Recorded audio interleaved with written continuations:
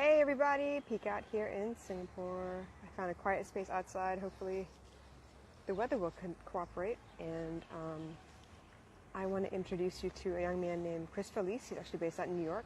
And he works with emergency services and has a lot of insight into family units and the kind of issues that may pop up. He's been in the police force before. He has dealt with a lot of, domestic violence issues. So he is an amazing young man, and I'm actually really excited that he does this Shame or Shameless podcast to get to know him and learn from him as well. So without further ado, I'm waiting for him to join here. Felice, you guys, from New York.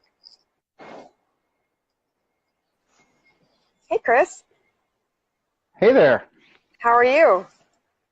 I'm great. Can you hear me okay? I can hear you fine. Can you hear me? Yes. Yep. Very good. Very cool. So I was just introducing everybody to you and the fact that you're based out in New York, and you've been in the police force before. You've worked with fire. You've been volunteering. You have a blended family, so you have a lot of experience with family units in general, and then just how different people deal with different issues, and unfortunately there is backlash sometimes, and sometimes it works out just fine. So if you wouldn't mind telling us just a little bit more about yourself as well, that'd be really great. Yeah, sure. So I live in upstate New York, so I'm about 4 hours from New York City, in the Finger Lakes area, which, if you're not familiar with New York, it's No, I'm not. there's several natural lakes that are some of the largest and deepest natural lakes in the world. Okay. Here. But I grew up here, and I have been working in emergency services for 20 years Wow. now. You've seen a lot spent then. the last Yeah, it's been an exciting journey. Things haven't always been easy, but it's been well worth it. And so the last 15 years I've spent working in law enforcement, Okay. as a police officer. But so from the first 8 years of my career, I worked in patrol, Okay. doing patrol officer work, and then I ended up promoting into criminal investigations. Congratulations. And so that's where I've been since 2012. Okay. And more recently, started in 2012, I started working on child abuse investigations. And so in 2016, we created a unit within my sheriff's office. It's the Family Services Unit. Good. Okay. Is the name of the unit, and we work. Pretty much my main focus at this point in my career is all child abuse, physical abuse, sexual abuse, any sexual assault on anybody, any age group, domestic violence, and then troubled youth. Okay. So the main focus of my job now there is with working with kids. And so more recently, I started a podcast. Yes, you and that is something that I had. It's kind of a pipe dream of mine for the last several years that I never took any action on. I'm glad you started. Well, yeah, there's part of the thing with working in the career field that I do. You always got, you're really careful about putting yourself out there.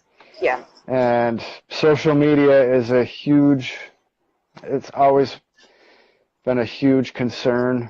You don't want to. You have to be really careful. So. Right. I've found that for my whole career have uh, not stepped out from under that jacket, you know. Yeah. And Pika, I don't know if you have heard me say that taking off the jacket. I think I've heard It's a you say it a couple of tagline. times. For those of you who don't Yep. know, I actually met Chris through American Real Live Tribe. They have a 21-day challenge where they go through and they have us get on for a minute at a time every day and say something, anything. And that's actually how I met Chris. So yes, you've mentioned it a couple of times, but I never got around to asking you what exactly that meant. So if you wouldn't mind clarifying, that would be awesome. Yeah, no, I would love to share it. And so taking off the jacket, it's something that I talk about a lot. And what I mean by that is that, you know, I found after, you know, I always noticed that when you talk to somebody, usually the biggest parts of the conversation are about what do you do, Right. you know, what's your job, right? Who you And are versus what you do. Exactly. Yes. right, right. So I had actually been to a get-together with some people that I hadn't seen in almost 20 years, and Wow. I thought that it was absolutely silly to me that, you know, out of a 5-minute conversation with these people, they didn't talk about themselves other than what they did for work, Yeah. and Yeah. you know that they had 2 children and a wife, or you know, that sort of How do thing. they identify themselves? Yeah. Right. So we all identify as what our job is, and that's not really who we are, right? No. So taking off the jacket, for me, it really is about who I really am, and that you know, I'm a police officer, I'm an investigator by career, Yes. but that's not all that I am. Right. Of course. So it was really more about getting in tune with who you really are, you know, and instead of hiding under this cloak of this is, you know, I'm a cop, you know. Right. But you're more than that because you're also a dad, you're also a son, a brother, you know, a husband. You're all of these things Right. rolled into one. So yeah, absolutely. Yeah. So, you know, I have 3 children of my own, and my girlfriend has 2 children from a previous marriage. So Yes. we have A blended 5 family. wonderful kids in our home, and it's a crazy thing, you know, because they're all kids. But it's nice, and you know, being a dad for me really is the biggest part of my life. Yeah.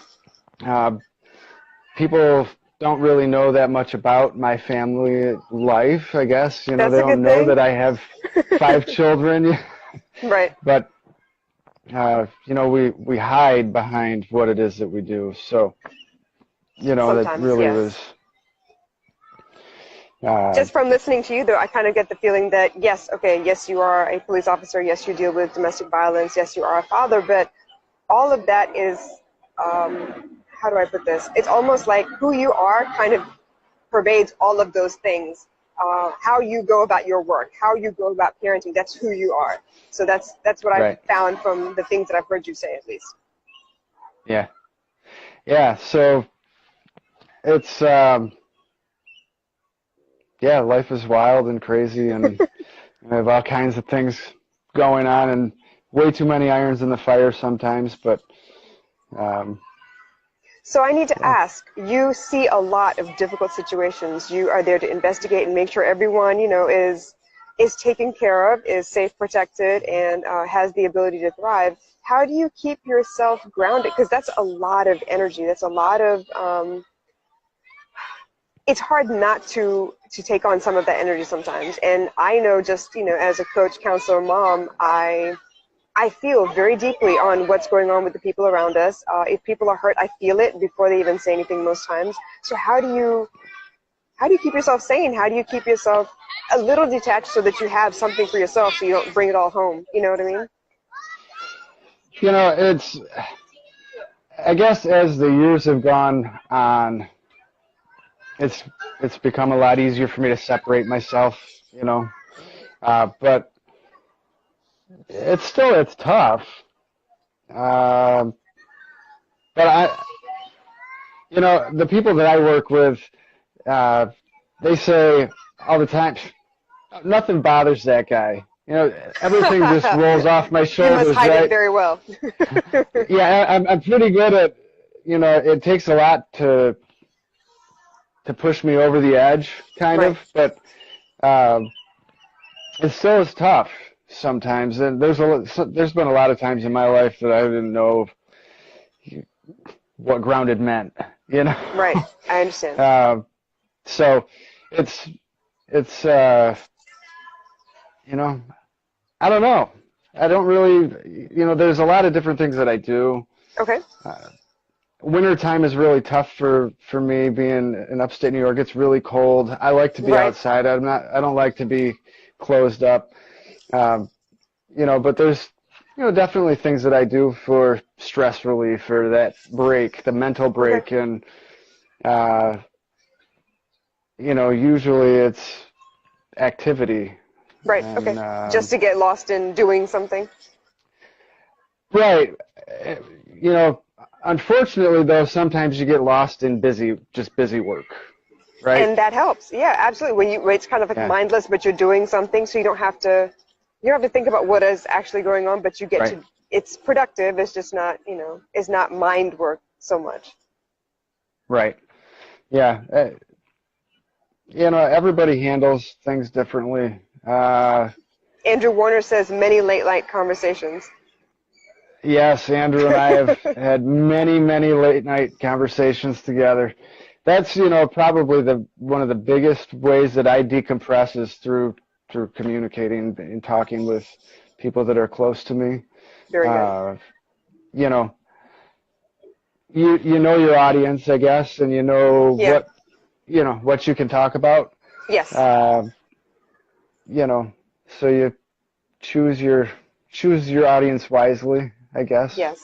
So back to taking off the jacket and then maybe the podcast, because yes, I understand you are a cop. That is your job at the moment. And in order to keep yourself safe, keep the people that you're dealing with safe, you kind of have to keep that, in mind at all times. So when you decided to make the podcast, and I'm actually really glad you did, how did you manage that aspect of it? To make sure that you got the message out, you had people speak on the issues that really need to be, to voice, and keep your job in mind still. How did you decide to do that?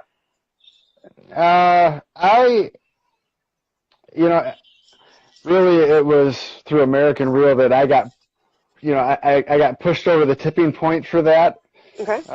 Because like I said, for a number of years, that was something that I wanted to do. Right. I don't think that I really, before I actually put a plan together and took action, my pipe dream wasn't to be doing it exactly the way I'm doing it. Right. Okay. But, it was really just a decision and a slow, methodical process to make sure that I was doing things the right way. And I worked very closely with Roger Brooks. And he's a great guy. He's very helpful. Yes, wonderful guy. Great. He's a great teacher. I've learned a lot from him. And so he helped me with the steps of building it from the ground up. And we're still very early in this. We've only launched a few weeks ago to where we're actually putting out episodes. But it's been a process, and I have to think ahead about what kind of content I want to put out. Yeah. And it's tough to be choosy sometimes. I think when you're first starting out and you're trying to secure guests and people to speak with, and because I also don't want to edit and lose any of the content that I'm capturing through those interviews. I don't do them live because I have to be careful. Yes, of course. But I don't want to cut content either. So it's a balancing act. People that I work with know that I'm doing this, and I was surprised at the level of support that I got from a lot of them. Really? You didn't expect for Because them to, I mean, because you're all doing kind of the same work, it's just that you're speaking about it as well as doing the work. So I'm surprised that you wouldn't have expected that already. well, I didn't. It's self-imposed fear, Okay. right? I mean, Yeah. we all have Yep. fear, and I didn't think that I would have the amount of support that I do have But that's good. I'm glad from you do. them. So, I had been on a couple different podcasts over the Okay. course of the last year, Very good. and when I had first been invited to do that on my very first one, I went to the administrators in my agency and I said, "This is what they want me to do. What are your Right. thoughts?" And Right. they encouraged it. They said, Good. it'd be a great opportunity for you. So I kind of took that and I took the ball and ran with it from there. Awesome. And it's just kind of been, a work in progress ever since.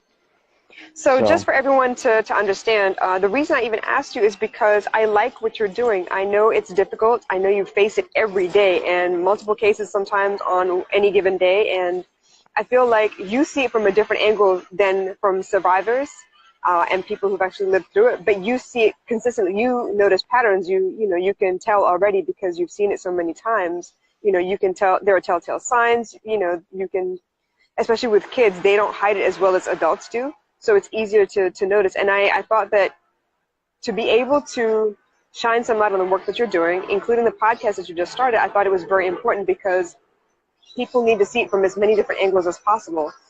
Just because I tell my story doesn't mean that it will resonate with everybody. Just because you tell your story doesn't mean that, people will feel, okay, well, maybe I can tell my story as well. But yes, it needs to be voiced. It needs to come out at some point, if not to help yourself, but to help other people come forward and not feel so alone. And that's part of the reason I reached out to you, because I felt like your work was really important. I mean, I'm halfway around the world in Singapore, and in Asian culture, it's even worse. It's like you're not supposed to talk about these things. What happens within these four walls stays within these right, four walls. So right. I think it's important. I think it's very important what you're doing. Well, thank you. And, I've seen a complete shift, really.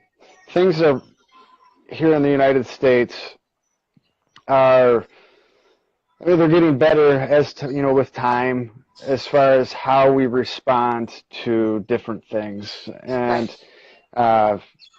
sexual violence, child abuse, those, that area is kind of it's in the spotlight right now, I want Yeah. to say. And, we are always working at getting better, but I'm really blessed too to be doing what I am doing, because it's a completely victim-centered approach to everything, because that's the number one most important piece is Right. making sure that we do everything we can to provide services to the victim's benefit. Yes. Also, while still doing complete investigations and holding people accountable. Yes, absolutely.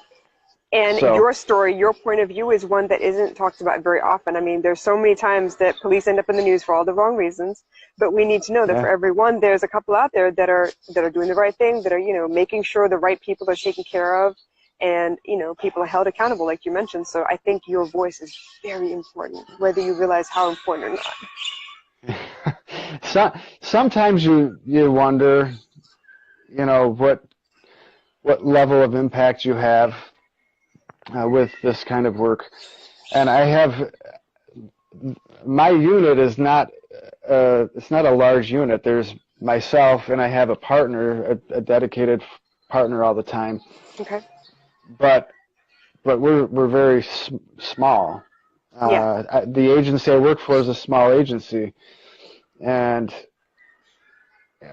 we also are one of the only agencies in the area here of New York that has a unit that's dedicated to working these cases as well. Wow. So we're kind of a special kind of a big deal, I think. I think so. And Is it a new thing that people are trying to like, to focus this way instead? Is that what you think? I, I was very fortunate that when I was promoted to investigations from working patrol, my boss that I was promoted under, the lieutenant for the Criminal Investigations Division, had worked about 15 years doing child crimes investigations. So, Right. but there was a different unit when he did that, and that unit was broken apart and dismantled. The sheriff that I got promoted under didn't think that there was a whole lot of value in having a dedicated unit to those things. Okay. And he worked under the mindset that a cop is a cop, and if you're going to be an investigator, you better be able to investigate everything. And I kind of understand that. Which I can handle. Yeah. I can handle anything, but my primary focus isn't just handling anything anymore. And it's been a blessing to be able to really focus in on very specific areas, and it's allowed us to get training. I have some wonderful training opportunities because we want to be good. So I think you can be okay at a lot of different things, or you can be great at very specific things, and absolutely, that's what it's allowed us to do. When you kind of broaden that base a little bit, you don't get a chance to really make a difference in any one place. It's kind of like a little bit everywhere, but like I said, your voice is super important because people don't understand the bureaucracy that comes behind the police force or the fire department, what's allowed and what's not allowed, where you're told to focus, all of that. It's almost like music. You start off doing what you want to do and what you love to do, and then at some point your label will come in and say, hey, why don't we do this instead? And yes. So I'm glad. I'm really glad. I'm glad you take pride in your work. I'm glad you're shedding some more light on all of these stories and these situations. I think more people need to come forward. I think this is a great way for your department, your unit to voice out the concern that this happens a lot more often than you would like. You're able to actually come in and do something about it. You're at least assigned now to, to take care of some of these situations, and y'all need more help. Yeah, there's always more work to do. Yeah. And that's, you have to change your way of thinking a lot, instead of it being a place of, what more is there that I can really do about this, to, what more can I do about it, because there's always more that can be done. And, so that's, I think that I'm working in an area that, what better people, what better part of the population to serve, really, than our young children, our absolutely, because people. The rest of the world, they're going to inherit our earth, and as much as we can do to clean it up, we should, and then to treat them the way they should treat other people, so that we can lead by example. I think that's super important. Yeah. So that's that's my career piece. I have about 5 years left, and I can retire. Wow. From that. I'll still be actively doing other things too, but I'll at least be able to. I'd like to get out of the enforcement part of things, and I'm gonna probably keep my hands in somewhere involved in maybe some nonprofit organization, stuff, working. I could see you organizing for the community, actually. I could see you doing something like that. You putting together something where there is a gap in the system. Yeah, that's really my hope and my goal for what's to come at that part of my life. Okay. It's not that far away. So And you've already started. Honestly, you've already started with this podcast. I know you've just only begun, and you've got a couple of episodes out there. But the more that you gain traction, the more people come forward, the more guests you have. I mean, who knows? You could have your own you division never of know. something. Right. Yeah. So, I mean, Shame or Shameless is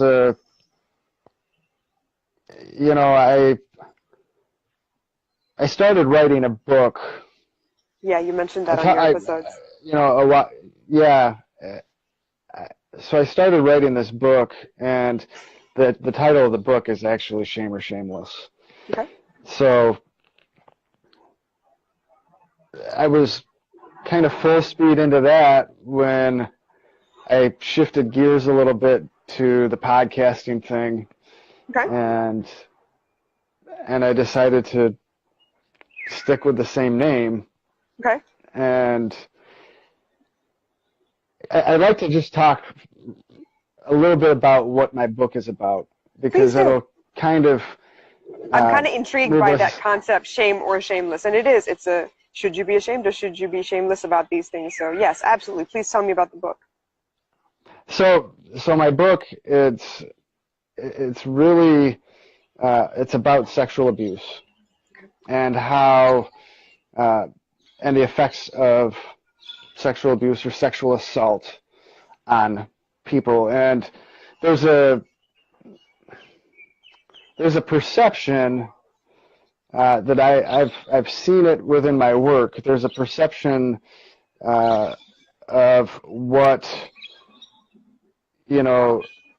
not only what an offender looks like, but also the person that is victimized, as to somebody that put themselves in that position, right? Yes, we hear that a lot here in the East. Victim shaming is alive and well all over the world, and that is one of my biggest pet peeves. I could scream it from the rooftops. I am so anti-victim shaming. Is one of the biggest things. It screws so much up. There is no profile that fits either side of this at all. Right. So the book, it talks about, it's a contrast of a couple different, for example, without giving too much of it away, but so a 15-year-old male, okay, that gets sexually assaulted,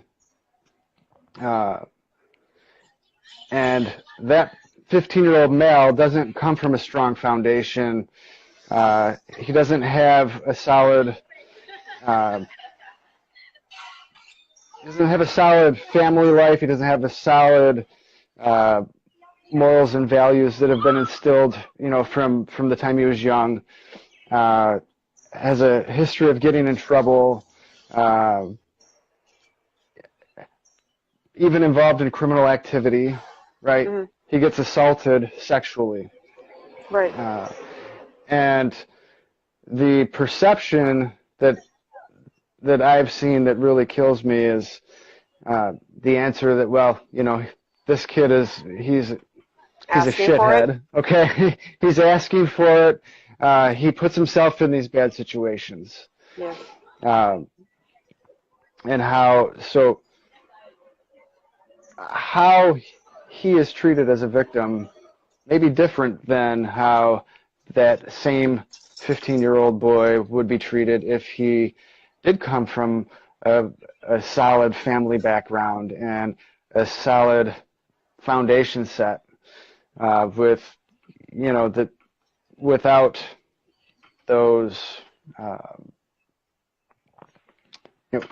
those perceptions of him. Right. So same scenario, treated completely differently, right? Yes. And so far too often what also happens then is,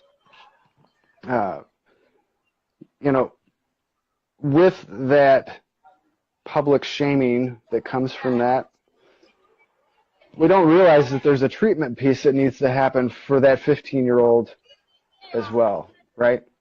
Or he carries it So, forever. Yep. right, right, and so then when we talk about the, services and treatment for after the fact, after something like this happens, Yeah. The effects, the long-term effects without treatment are going to be the same for either 15-year-old boy, Yeah. right? Yep. It doesn't matter what they came from, as far as what value set they came from or what level of support they had at home. Right. If they don't get that treatment piece, they're going through the same thing. Yeah. They're questioning the same things about themselves. They're questioning situations they come across that have anything to do with that original place that they were in. Yeah, absolutely. And and it's no different between.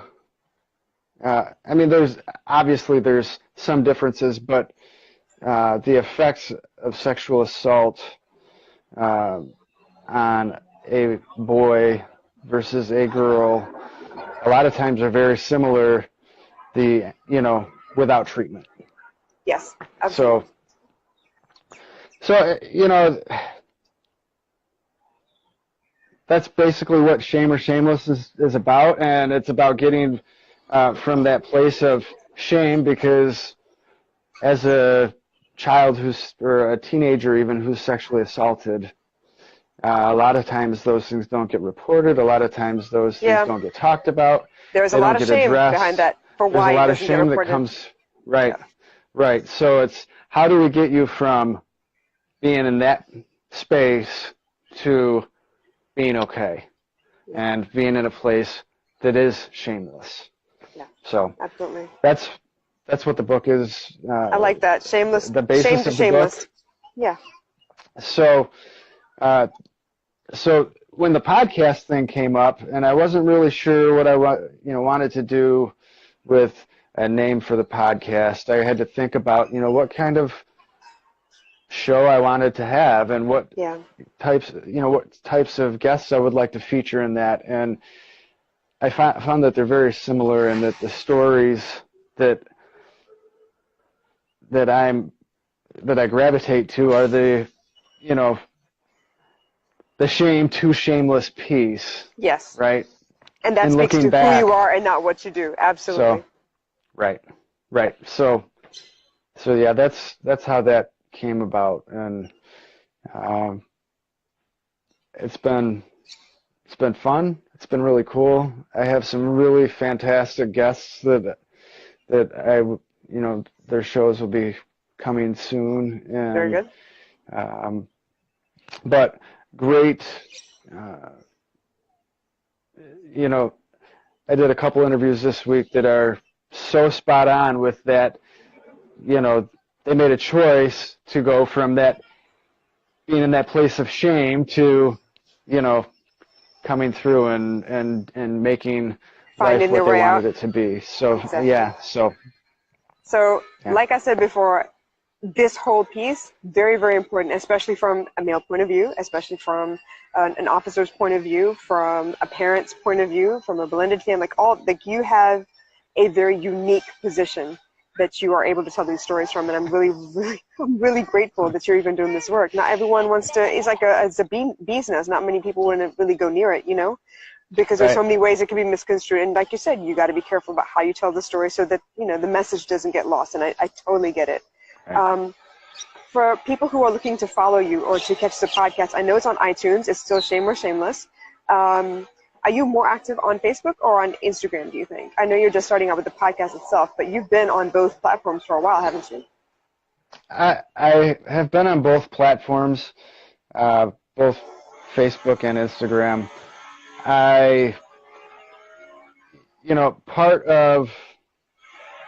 Part of me being in the career field that I'm in has kept me away from social media for a long time. Are you getting an echo? Or can you hear me okay? I can hear you fine. Can you hear me okay? Okay. Yep, I can hear you okay. Okay.